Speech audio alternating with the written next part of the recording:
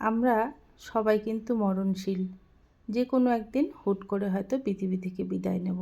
কোনো জিনিস কিন্তু আমরা নিয়ে যেতে পারবো না ওপরে, তাই না? সমস্ত কিছু ফেলেই কিন্তু আমাদের চলে যেতে হবে। এই যে কড়াইটা দেখতে পাচ্ছ, এই কড়াইটা আমার শাশুড়ি মায়ের। শাশুড়ি মা চলে গেছেন আজকে প্রায় 16 বছর হতে চললো।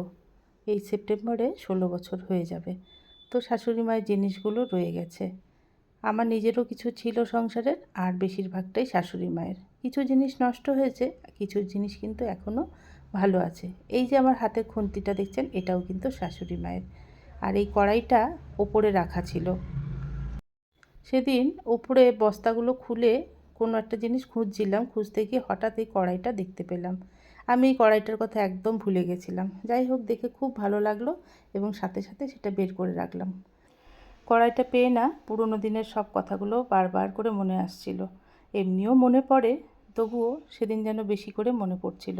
আমি তো বিয়ে হওয়ার পরে মাথাভাঙায় গেছিলাম। মাথাভাঙায় প্রায় বছরখানেক মতন ছিলাম। তারপরে সেখান থেকে মারা হ্যামিল্টনে চলে আসলো, আর আমরা চলে গেলাম শীতলকুচিতে। কারণ সেখানেই ছিল আমার বরের প্রথম পোস্টিং আর কি। বিয়ের পরপর তো মাথাভাঙা থেকে যাতায়াত করতো। পরে যখন মারা চলে গেল, আমি একা হয়ে যাব বলে আমরা শীতলকুচি চলে গেলাম, যাতে ডিস্টেন্সটা একটু কম হয়। তারপর কি, এই 4টে গাড়ি পাল্টে হ্যামিল্টনে আসা প্রত্যেক ছুটিতে। যখনই ছুটি হতো তখন আমরা হ্যামিল্টনে চলে আসতাম। আসতে যেতে খুবই কষ্ট হতো, কিন্তু তবুও কিন্তু ছুটি ছাটায় ওখানে থাকতে ভালো লাগতো না। শীতলকুচিটা না একদম গ্রাম এলাকা। তো গ্রাম হলেও মানে এমনি থাকতে ভালো লাগতো, কিন্তু বেশি দিন ভালো লাগতো না। একটু বিকেলবেলায় করে বাইরে বেরোনোর অভ্যেস, বিকেলবেলায় একটু টুকটাক ফাস্ট ফুড খাবো, সেগুলো পেতাম না।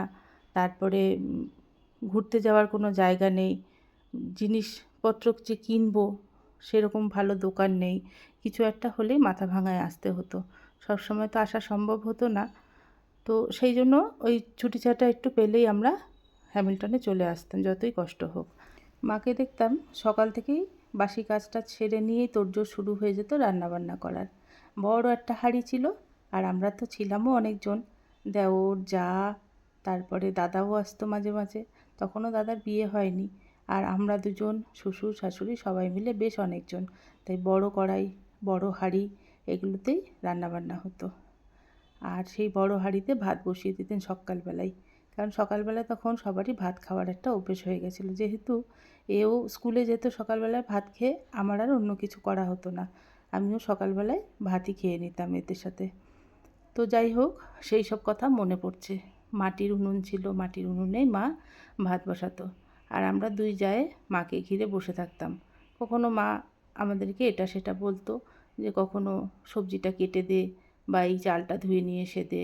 এগুলো আমরা টুকটুক করে করতাম। আর মাই রান্নাটা কিন্তু করতো, কারণ মার এক্সপিরিয়েন্স ছিল অনেক বেশি।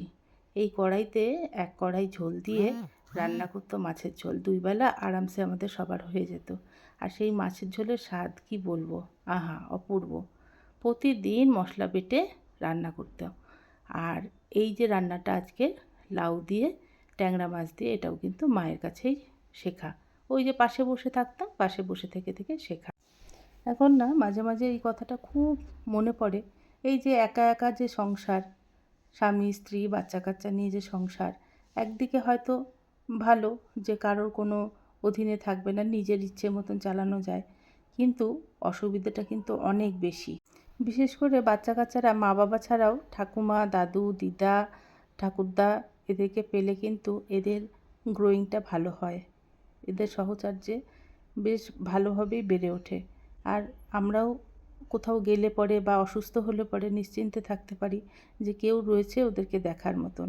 কিন্তু এখন যেরকম পরিস্থিতি, কোনো কিছু হলে পরে আর উপায় নেই, একাই সব কিছু সামলাও।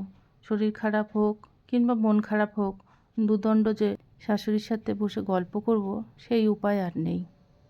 আমার মা আর শাশুড়ি মা দুজনের স্বভাব কিন্তু দুরকম ছিল। আমার মা ছোটোবেলা থেকেই দেখে এসেছি, সকালবেলায় বাসি কাজ সেরে তারপর স্নান টান করে পুজো দিয়ে সব শেষে রান্নাঘরে ঢুকতে ঢুকতে 10:30 কি 11টা। স্কুল যখন থাকতো তখন কোনো রকমে সেদ্ধ ভাত, ঘি আলু সেদ্ধ দিয়ে খেয়ে নিতাম। তারপর রান্না যখন হতো, তারপর দুপুরবেলার খাবার হতো। আর শাশুড়ি মাকে দেখতাম সকালবেলা ঘুম থেকে উঠে বাসি কাজটা কোনো রকমে সেরে জামাকাপড় চেঞ্জ করেই আগে বড় হাঁড়িতে করে ভাত বসিয়ে দিতে। ওই সময় সকালবেলার জলখাবার কিন্তু আমরা সবাই ভাতই খেতাম, কারণ এও স্কুলে যেত। ভাত খেয়ে আমাদের আর অন্য কোনো কিছু করা হতো না, বা আমারও করা হতো না। একবারে ভাত রান্না করে আমিও খেয়ে নিতাম। তাই ভাবি আরও কিছু দিন যদি থাকতো তাহলে আর অনেক কিছু শিখতে পারতাম শাশুড়ি মায়ের কাছ থেকে। মনটা খুব খারাপ লাগে।